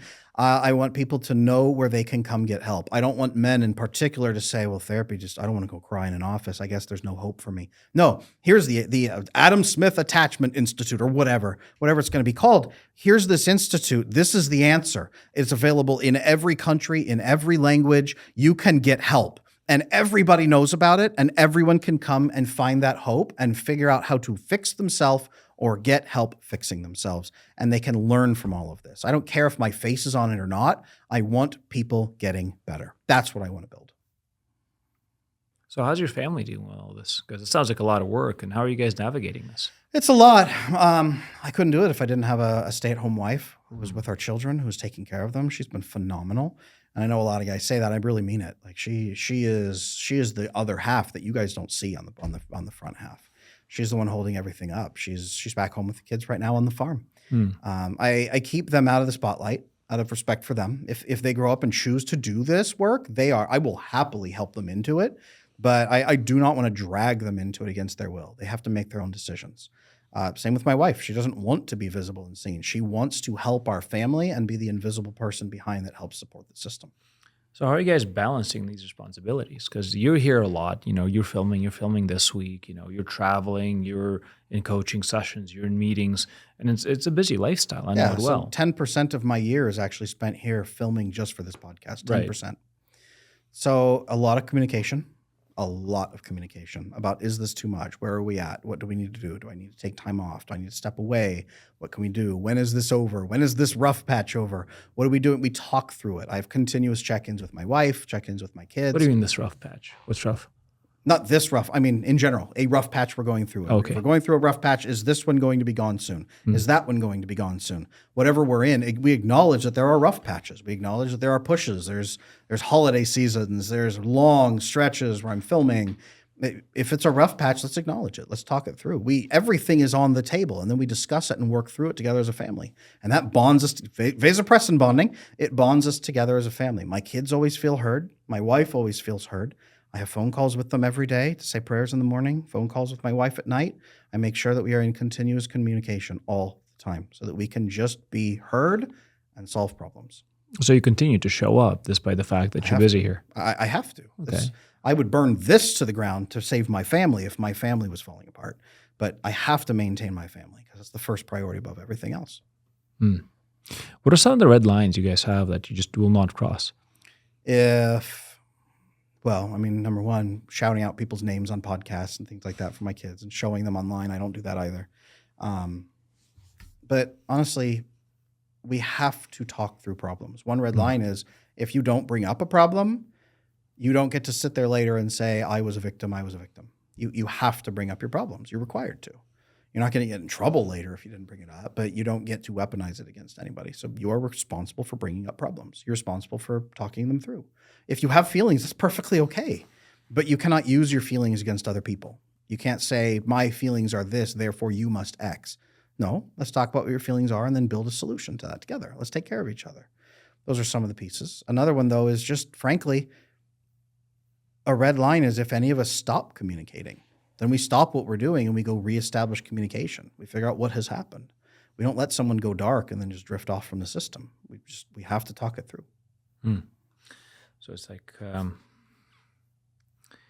you've had this interesting journey from starting, working on the streets to working in jails to working in homes to working in clinic. Now you're working online. So you've basically been through that whole ringer. What was the in-between period like? So before you started working with Veritas, before you started working on your coaching and on your just digital presence, what did you do? Yeah, I didn't know at that time what to do. I knew therapy wasn't for me. So did you leave therapy? I did leave therapy. Why? For a while. Because just the model didn't work for you? It wasn't right. It wasn't right. And if a system is not right, I can't support it. I can't even engage in it. If it's me taking money from people so that they can feel like they have a friend, I can't do that. I can't. It's not in me. So I left for a while. I did copywriting. I did some ghostwriting. I wrote 20 books for other people that don't have my name on them. I won't say who they are, but sometimes they're some famous people. I did ghostwriting and I built a social media presence. So you quit, basically. You quit therapy. You went away from this. You went into ghostwriting, copywriting, a big pivot. I talked about attachment theory online a lot. That was what I really settled into. Was I had to come back to mental health. I couldn't not help people. I just didn't know how to do it yet because the system hadn't been invented yet. Nice. I've had to invent it. And that didn't occur to me that I could invent a system on my own. I was drifting. So I talked about attachment and psychology and relationships a lot. And it got a lot of attention. What platforms? Twitter, at that time, a lot on Twitter. I explored YouTube briefly at the time. I was not good at it at the very back YouTube then. is hard in general. YouTube stuff. But I started a lot of fights on Twitter and did a lot of conversations there and built up a lot of psychology resources there. What'd you learn? What I learned on Twitter from now going away from traditional therapy and basically any type of restriction in terms of what you can say. I learned that people are very angry because they feel very hopeless. And the systems that are in place that they're told will help you don't actually help them. So they go and vent on Twitter instead. They vent overwhelming rage on Twitter and depression and despair and misery. And they feel hopeless and they vent that. And it becomes a loud, resounding scream on the internet of everyone feeding together. And it echoes, unfortunately, and creates a whole system where everyone now more and more believes it's hopeless because it's hopeless for everyone else too. And that's what I learned. So I started like a 300. You could just never leave therapy, could you? No, I couldn't. So I started a 300 post thread on ugly psychology truths that no one knows or no one will talk about. And it got so much attention that politicians in other nations were arguing about it. Nice. Politicians were taking it to their Senate or their parliament and arguing about it with each other. What countries? Ireland was one. The UK was another. America was one. The politicians were arguing about it on Twitter with each other. Celebrities were arguing about these things I was talking about. And back then, some podcasters picked me up and started talking about this all over the place. So I really launched myself as a content creator at that time And I didn't even mean to. I didn't even know what it was. I just was talking about harsh things that no one will admit. And it just echoed. People demanded more. I tried to get away from therapy and I just couldn't. So this transition then, I guess you were doing ghostwriting. You were kind of, I'm assuming, working from home, kind of very much at home. And then you pivoted again. And here you are now traveling the world and, doing podcasts and doing shows and doing consultations, et cetera. How did your wife take that change? Like a champ, to be honest with you. Again, our purpose, good family, serve God, help the world. So when I said this aligns perfectly with help the world, and here's how, she said, yeah, it does. You're right. Okay, let's do it. She just locked right in. What was your journey like throughout this whole experience? Like from your personal side, maybe the conversation you might not even have with anybody, but what is the internal dialogue when you reflect on this and tell about that life and what it was like for you? This is all I've ever known. So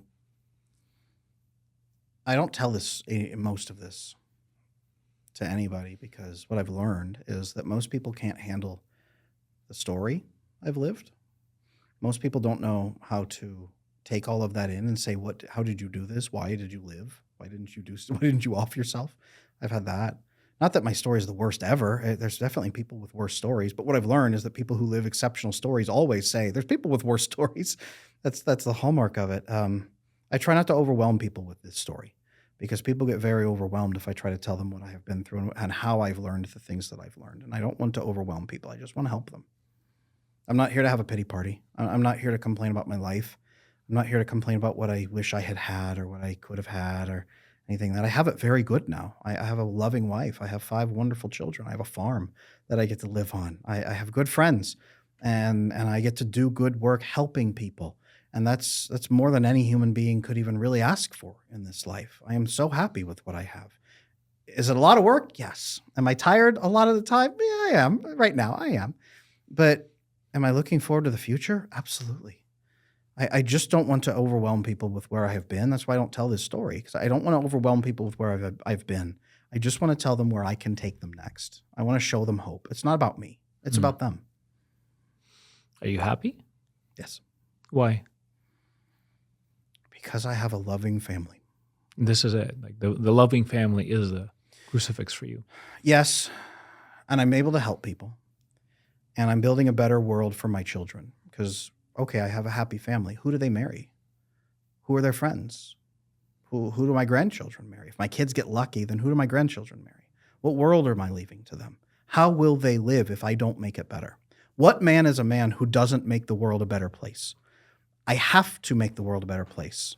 So I'm happy because I get to, and I'm happy because I have a loving family.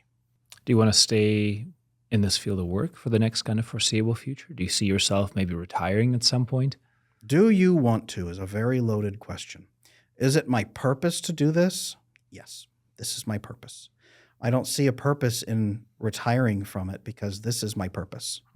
A tractor doesn't stop working like a tractor. Adam, the attachment tractor. I like this. It's do you eventually have a workhorse who's too old to pull a plow? Well, maybe, but then he gives pony rides to kids or something.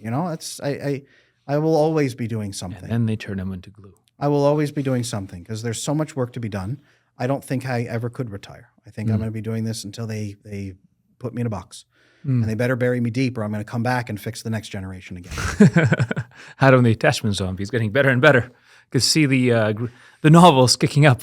So do you really think that this program you're building and you're writing these books, because you're also writing another book, I don't know if you want to talk about that, but It's still in the early stages. It's going to address loneliness and fixing horrible loneliness problems in our lives today and why people are so wretchedly alone. So do you think that working through books and social media and doing this now, scaling out the Attachment Institute, is that truly enough to fix 1 billion people in your opinion? Or is there going to be more that we're going to have to figure out? If there's one thing I've learned from the course of my life, it's that every time you think this is it, it's just one more step to what it actually is. I won't know that till I'm 95 and I'm taking my last breath and I say, oh, that's how it all fit together. I won't know the end until then. And even then, that's just my end. That's not even the end. The people who carry the torch beyond me, that's their story. That's a whole story. I'm just part of a story. So did I think that working in a clinic was the end? Yeah. Did I think that working with people at home was the end? Yeah. Did I think that ghostwriting was the end? Yeah. Did I think that blasting on Twitter about harsh psychology truth might be the end for me? Yeah. Do I think now that maybe did I think working one-on-one would be the end? Yeah. But I keep finding new problems that need to be solved, and it's just adding up and adding up. God willing, will keep evolving with the change so that I can keep helping more people. My job is to keep adapting and I don't want to say stay relevant, but be able to solve the problems that I find going forward. I have to. Would you ever come back to academia? Do you see Was I yourself? ever in academia? Well, if you finish university, you kind of know.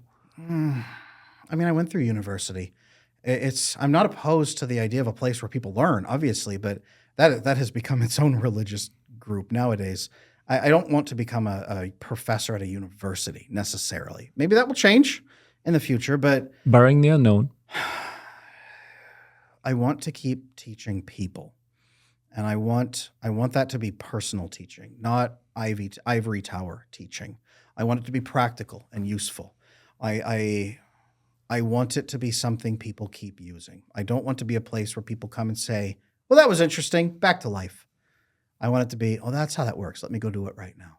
So academia, I don't think so, but an institute where I teach people and have a wealth of available information and a library for people, a digital library to come gather knowledge, absolutely. That case, I could see that. That's a good goal. Build a library build the new Alexandria library for people. Attachment library. Back to the history major, yeah. And eventually it all comes full circle. And are you optimistic about that goal? About which goal?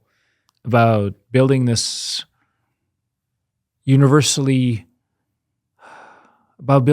big kind of central, universally recognized attachment institute library. Like, do you think there's actually a place for something like this? A cocaine addict like Freud was able to build a global system of therapy with people who just sit there and listen to you talk and then watch as you plunge into worse chaos. And that was half-assed on massive cocaine addiction and serious life problems. So I think that me not having a cocaine addiction and a happy, loving family driven by good people at my side, I think I can achieve more than Freud did. That is my goal. That's a good goal. So how are you going to then compete with the traditional therapy system? Because it is going to come after you, right? I don't think I have to compete with it. I think we need to expose the therapy system as being a horrifying conglomerate of all kinds of things it was never meant to do, and that it's only halfway succeeding at all of them, and restore the community building, the mentorships, the coaching, the training, everything you're supposed to be getting elsewhere that your therapist is not supposed to be for you and can't be for you. And once we break therapy back to what it's supposed to be, which is resolving diagnosable issues, then the question really at that point is, what other things can we do better that therapy is currently trying to do? What has therapy usurped that we are meant to be getting elsewhere, and how can we really initiate that for people? So how are you going to fight that battle? Because therapy is going to come after you. Like, therapists are going to push back to you. Maybe there's going to be people who are going to be very upset that you're tackling that model. We will have very strong feelings of disagreement. Sure. So how are you going to push your specific view of this to the point where it becomes a real thing? I don't bother having conversations with people who are already invested in their answer because they're making money from it. I go to the people whose money is being taken, and I simply lay out clear systems and options and say, this is what is in front of you. Here is one option. Here is the other option. Have the fullness of truth and make your own educated decision. I have respect for the dignity of human beings to make their own decisions, and I don't want to censor those options. I want everyone to make their own educated decision. I will educate people, and the people who want to hate me can come after me for that. That is fine. That's a pretty good answer, Adam. It's a pretty good answer. Well, this was quite the deep dive into the real world of the attachment specialist, and thank you for sharing all of that. I hope I haven't overwhelmed anybody with it. That's honestly, that's my fear. That's why I don't talk about this. Is I don't want to overwhelm anybody at home. I don't want people to write in and say, Adam, I'm sorry that you had pain. Like, we've all had pain. I get that sometimes. Like, Adam, I'm sorry that you've been hurt. Why? I'm able to help people now. We all have pain at different levels. Don't be sorry for me. Please don't be sorry for me. I'm happier than most people have a right to be. It's, what can you learn from me? What can I do for you? How can I help people with what I have gone through? I just don't want to overwhelm people. I want to help them. So, what's a good final thought that you can leave us with, having told us all of this and shared some of this inner world that you have? Well, nobody is beyond fixing. Mm. Systems pave the way for everything. You can't change without systems, but once you have a system, you can change. And frankly, never, ever, ever, ever give up, because things keep changing. You'll think you're settled into one life for the rest of your life, and you aren't. It's going to change really fast. Things shift. You'll have an opportunity. You'll be kicked out of this group and find this group instead. You'll have this relationship die, but this one will be opened to you. You'll have this option and this option and this option, and you pick the one that is best and roll with it. But it's not a lifelong thing. It's until the next decision. Have the courage to keep making decisions, and have the courage to wait through the rough patches as things shift around you, because life will change. What are you scared of the most in the work you do? That people won't listen. And I don't mean that they won't obey me.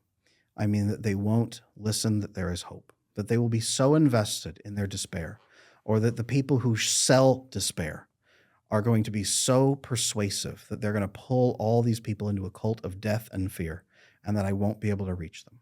That's the worst thing I can think of. Do you know that song, The Sound of Silence? Yes. That's my worst fear, is that I will be trying to speak to everybody and it will echo in the wells of silence and never, ever, ever reach their ears for the people who need it. That's my fear. So I have to keep speaking and make sure that doesn't happen. Well, let's make sure that you have every medium and every platform ready to listen. So that'll be our job. Get to it. Get to it. Yes, sir. Well, this was quite the conversation. Thank you, Adam. Thank so you, my for friend. our new listeners, where can they find you when they Boy, can if learn this from was you? their first intro to me, that's awful. I hope at least. Where can you find me? So I am on my farm with my website is adamlanesmith.com. I have to use my middle name because when I was a history specialist, detachment specialist, as a history major, I learned about Adam Smith, the father of economics. And so if you look on Amazon for Adam Smith, there's 3,000 entries before you get to my psychology books down at the bottom. So Adam Lane Smith has never been done in history. So there we go. I'm adamlanesmith.com, and on my website, I am at Attachment Adam on YouTube and on Instagram. I'm Adam Lane Smith on every platform. Just search my name, Adam Lane Smith. Yep. And for those who are looking to get updates on Adam's amazing progress and all the stuff he's rolling out, signing up for the newsletter, I think, is a good idea. My free newsletter. No one knows about it, but I have a free newsletter that I pump out free advice, free help, free information, resources, Specials, coupons, everything. Just go on my website, click newsletter, sign up right for there. It's all free, and you're going to get a ton of information right there. I gotta ask this one last question. I was kind of hesitant to ask it. Oh but no! I think it might as well. I know how your brain works. What do we got? Adam, what is attachment mayo? Attachment mayo. Yes. What the hell? Oh, that time you're talking about mayo on your fries. Mayo on my No, I'm fries. just kidding. That's not what I was going to ask about. I just thought I'd pivot. So you have these great goals. Nonetheless, you're not cheap, and there's a lot of people that will not be able to afford you. They're not going to be able. Yeah, I wish I could do it for free for every human being on the planet. I honestly do. Yeah. So how are you going to really get to 1 billion people if your books cost $25 and your coaching costs significantly more? Your courses are several $100s each. What are you doing to help the people who truly cannot pay? So I remember from my time working at the clinic that when people could not afford therapy, the county built a system where they would pay me a minimal amount, like a fraction of what I could have made. And I was totally okay with that, even if it was almost zero, so that I could take care of those people. Now, I also remember that the people who did come in and pay allowed me to continue feeding my family and do therapy. Otherwise, I could do therapy 1 hour a day and work a full-time job in a factory. So the more a therapist gets paid, the more therapy they can do. So I have a couple ways that I'm helping people, right? I mean, this podcast, it's cost tens of thousands of dollars at least to produce this podcast as a free resource. My YouTube channel, right? I've got something like 900 videos on there from longs and shorts where it's tens of thousands of dollars to produce that as well. And people buying coaching from me have funded that for people who can't, right? YouTube is the biggest free university on the planet. I have my Instagram channel. I have with free information there. I have so much free information everywhere. I'm even putting my long form YouTube content on TikTok now. So you can get 10-minute pieces of repairing your relationships on TikTok because I want people there to get free help as well. I have books, I have materials. And as I'm rolling out this new program for fixing attachment with coaches and everything, I am going to have a system in there that if people can't afford to pay, I'm going to have, I don't want to call it a sliding scale, but a system in there built in for people who absolutely life circumstances have ruined everything and you can't get any help. Remember, we talked those poorest people at the very bottom who don't understand systems yet. I want to make sure people have access to that so people can reach out to me and get some help, even if nothing else is working for them. I always want that to be available. I don't ever want to go all the way up here and nobody can ever get help again. That would be the death of me. I need to make sure everybody at every level can always get the help they need.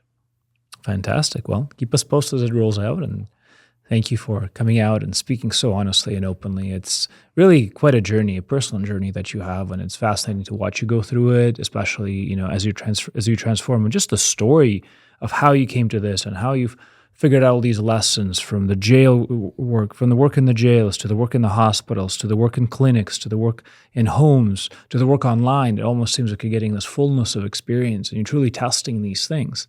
Like they're actually truly battle tested and they work because they would now work at scale. I've been a weird caterpillar and I'm turning into a weird butterfly. Very weird butterfly. But it's a good feeling. Good. I'm glad. But you still like it though, right? I love it. Good. There's nowhere else I could be. I love that answer.